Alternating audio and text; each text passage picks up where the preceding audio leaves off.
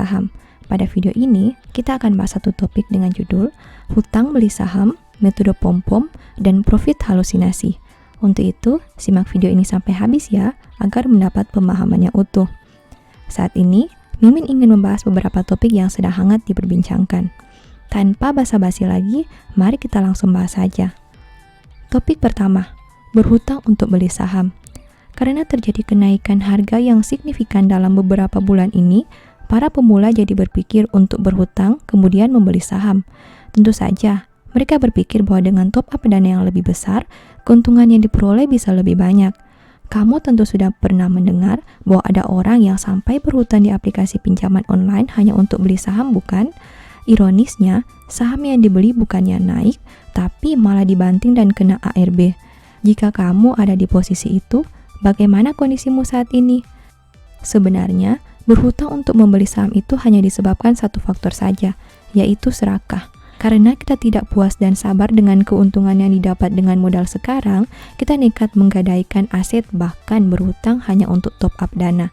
Pemikirannya sederhana, sekali trading bisa profit 10%.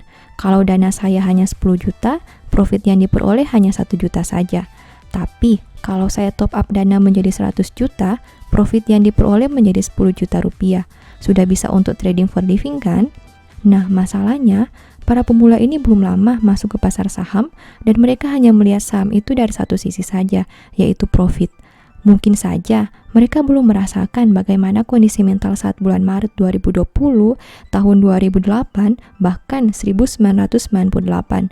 Jangankan memakai hutang, dengan menggunakan modal sendiri saja bikin tangan gemetar saat menghadapi situasi itu.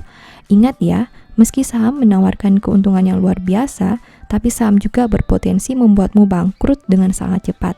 Jika kamu menghasilkan keuntungan yang lumayan, selalu ingat bahwa bisa saja di transaksi berikutnya kamu akan mengalami kerugian. Hal itu akan membuat serakamu menjadi berkurang dan tidak berpikir pendek untuk top up dana dengan berhutang. Konsepnya sederhana saja, investasi saham itu tidak pasti, sedangkan hutangmu pasti, bahkan ada bunga pinjaman yang mengikuti. Bagaimana mungkin kamu membayar kepastian pinjaman itu dengan ketidakpastian profit dari saham? Tidak bisa dipungkiri, di tahun ini minat investor baru di pasar modal meningkat pesat. Banyak yang awalnya tidak suka dengan saham, kini sudah membeli dan bahkan sering pamer portofolio di media sosial. Sebagai orang yang lebih dahulu terjun di instrumen ini, Mimin hanya mau mengingatkan agar jangan Anda menganggap saham itu mudah karena sebenarnya banyak tantangan di dalamnya. Hari ini profit 10%, besok bisa saja rugi 30%. Tidak ada yang pasti di saham, yang pasti hanya ketidakpastian itu sendiri. Untuk itu, selalu ingat prinsip dasar berinvestasi yaitu menggunakan uang dingin. Jangan kamu membeli saham dengan menggunakan uang dapur, uang sekolah anak, atau bahkan uang pinjaman. Jika kamu melakukan hal itu, bisa dipastikan bahwa kamu tidak sedang berinvestasi tapi berjudi. Semoga dengan semakin banyaknya orang yang masuk ke pasar modal, pendidikan tentang konsep investasi yang benar itu juga semakin banyak ya. Tujuannya agar jangan sampai para pemula ini terjebak di situasi yang disebabkan oleh serakahnya sendiri. Topik kedua, metode pom-pom. Dengan semakin banyaknya orang yang latah membeli saham, tentu akan semakin banyak analisis aneh-aneh yang bertebaran di mana-mana. Mimin sendiri sudah tidak asing lagi melihat IG story ataupun postingan di media sosial yang menampilkan pamer screenshot portofolio saat berwarna hijau. Nah, masalahnya yang dipamerkan hanya profit saja. Saat loss, kok tidak ditampilkan juga? Fenomena ini membuat pemula ingin cepat-cepat memperoleh profit sehingga membuat mereka terjebak pada saham-saham tidak jelas. Isu pom-pom atau menggiring opini terhadap suatu saham menjadi salah satu faktor banyak orang terjebak di saham tertentu. Saat ada seorang suhu saham yang mengatakan saham A bagus, pemula dengan polosnya akan langsung ikut membeli saham tersebut. Pada akhirnya, harga saham bukan naik tapi turun dan pemula ini nyangkut serta tidak bisa berbuat apa-apa.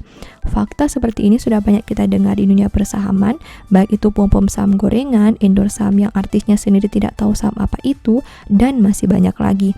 Sebenarnya tidak ada masalahnya jika kamu mendengar pendapat influencer atau public figure untuk dijadikan sebagai pertimbangan, asalkan tidak ditelan mentah-mentah dan menjadikan mereka sebagai dewa saham.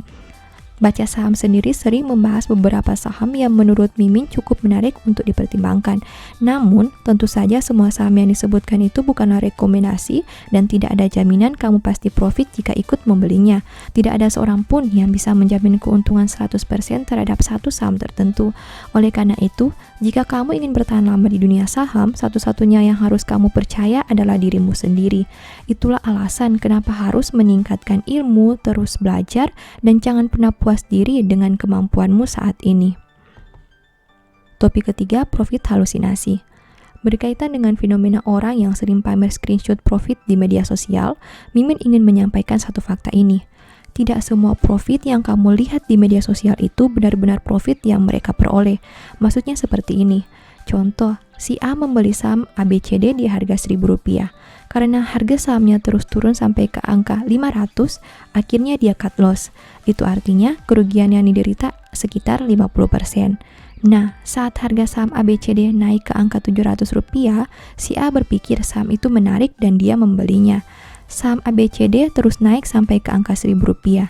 Jika kamu hanya melihat sebagian dari cerita ini, kelihatan si A profit 42,85% dari saham ABCD karena harganya naik dari Rp700 ke Rp1.000.